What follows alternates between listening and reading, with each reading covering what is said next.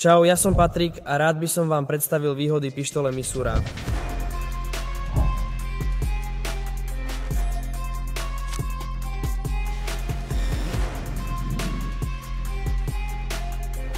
Pôsobím ako osobný tréner a tréner skupinových lekcií v modernom fitness centre Gym Story v obchodnom centre 6. Naše fitness centrum má rozsiahlu aerobnú zónu, funkčným priestorom, silovým priestorom a multifunkčnou sálou.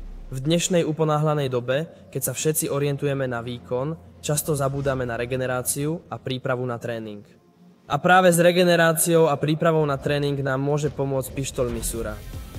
S prípravou na tréning a následnou regeneráciou sa buď môžeme uberať starými spôsobmi, alebo využiť funkciu masážnej pištole.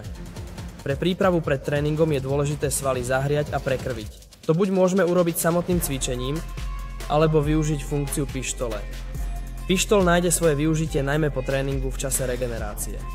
Samotná masáž nám pomôže s regeneráciou svalov a vďaka tomu sa dostaneme na tréning skôr. Výber pištole ale nie je len tak.